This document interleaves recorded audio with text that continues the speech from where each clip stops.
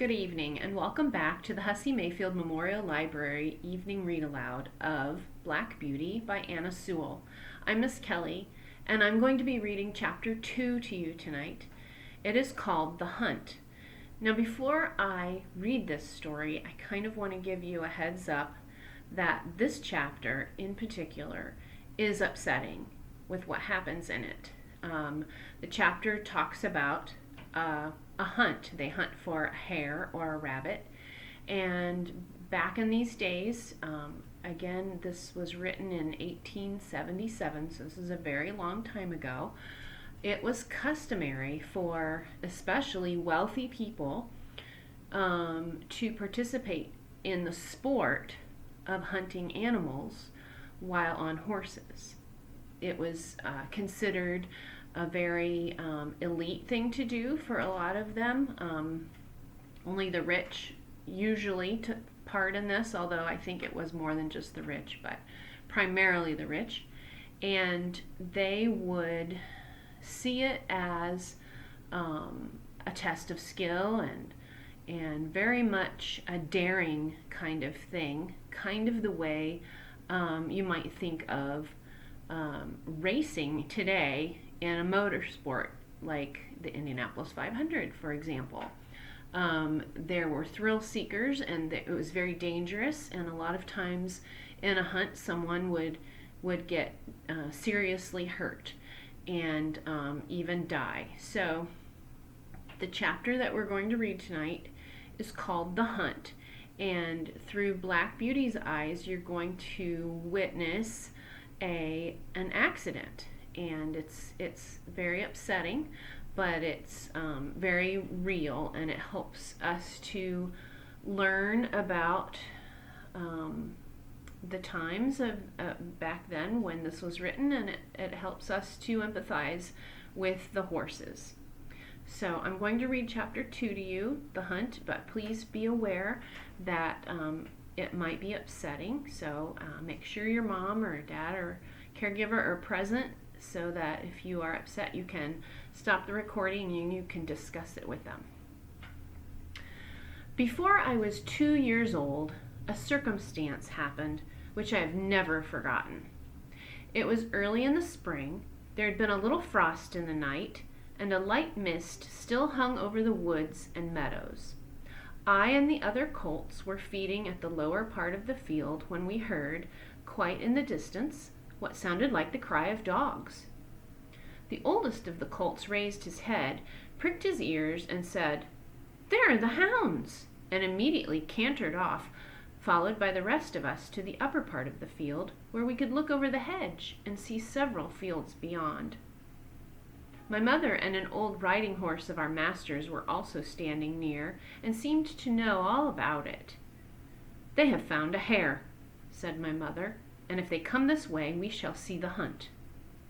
And soon the dogs were all tearing down the field of young wheat next to ours. I never heard such a noise as they made. They did not bark, nor howl, nor whine, but kept on a yo, yo, yo, yo, yo, yo, yo, yo at the top of their voices. After them came a number of men on horseback, some of them in green coats, all galloping as fast as they could. The old horse snorted and looked eagerly after them, and we young colts wanted to be galloping with them, but they were soon away into the fields lower down. Here it seemed as if they had come to a stand. The dogs left off barking and ran about every way with their noses to the ground. "They've lost the scent," said the old horse. "Perhaps the hare will get off." "What hare?" I said.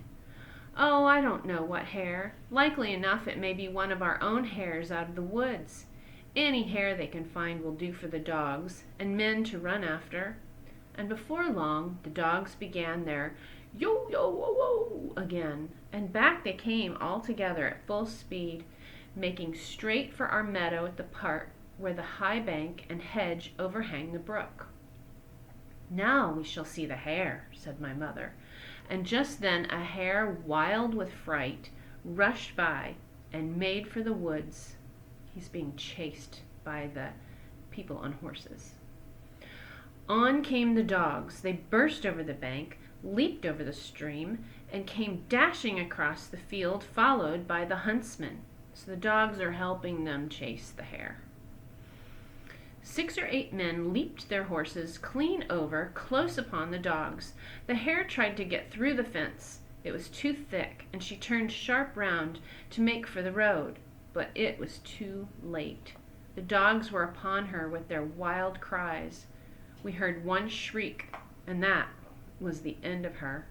One of the huntsmen rode up and whipped off the dogs, who would soon have torn her to pieces.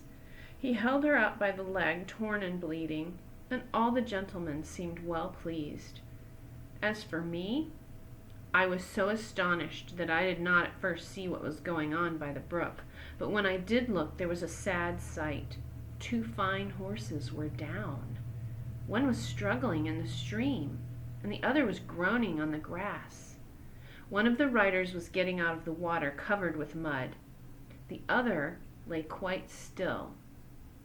"His neck is broke," said my mother. "And serve him right, too," said one of the colts. I thought the same, but my mother did not join with us. "Well, no," she said, "you must not say that. But though I am an old horse and have seen and heard a great deal, I never yet could make out why men are so fond of this sport. They often hurt themselves, often spoil good horses and tear up the fields, and all for a hare or a fox or a stag that they could get more easily some other way. But we are only horses and don't know." While my mother was saying this, we stood and looked on. Many of the riders had gone to the young man, but my master, who had been watching what was going on, was the first to raise him. His head fell back and his arms hung down, and everyone looked very serious. There was no noise now. Even the dogs were quiet and seemed to know that something was wrong. They carried him to our master's house. I heard afterward that it was young George Gordon, the squire's only son, a fine, tall young man and the pride of his family. There was now riding off in all directions to the doctor's, to the farrier's, and no doubt to Squire Gordon's, to let him know about his son. When Mr. Bond, the farrier, came to look at the black horse that lay groaning on the grass, he felt him all over and shook his head. One of his legs was broken. Then someone ran to our master's house and came back with a gun. Presently there was a loud bang and a dreadful shriek, and then all was still. The black horse moved no more. My mother seemed much troubled. She had said she had known that horse for years, and that his name was Rob Roy. He was a good horse, and there was no vice in him. She never would go to that part of the field afterward. Now, what has happened with Rob Roy? When horses break their legs, it becomes such a painful occurrence, and they don't generally ever recover from that. So it is considered the best thing for the horse to put him to his own death in the most humane way they know of, and that is shooting it so that it ends its life quickly. And that's what happened with Rob Roy. The broken leg made them what they call put him down and kill him quickly so that he would not suffer. Not many days after, we heard the church bell tolling for a long time, and looking over the gate, we saw a long, strange, black coach that was covered with black cloth and was drawn by black horses.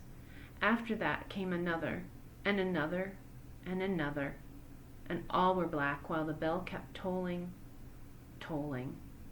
They were carrying young Gordon to the churchyard to bury him. He would never ride again. What they did with Rob Roy I never knew, but 'twas all for one little hare. That's the end of chapter 2. My heart hurts for Black Beauty and all the horses, and what has happened to Rob Roy is so sad, and what has happened to the young man who was riding him is very, very sad, and I'm sad for reading about this and reading about his family. It's hard, isn't it, sometimes to read stories that have real occurrences that make us feel sad. But we just know that this is a story, and it's telling the story of Black Beauty, a young colt who is learning about her world. And in our world, sometimes there's good things that happen, and sometimes there's terrible things that happen. And Black Beauty is learning about some of those good and terrible things. And that's what this chapter kind of covers, is one of those terrible, terrible things. But tomorrow's chapter will be different. It's called My Breaking In, and it's going to tell us about how Black Beauty was trained to allow people to ride on her back. Horses don't naturally know how to do that. They have to be trained to do that, or else they might try to buck off a rider, and they just have to be sort of taught, just like kids are taught how to read and write and ride a bike. And so in tomorrow's chapter, Black Beauty is going to learn how to ride with people on her back. So that will be a much better chapter that I look forward to. And I will see you then. Good night.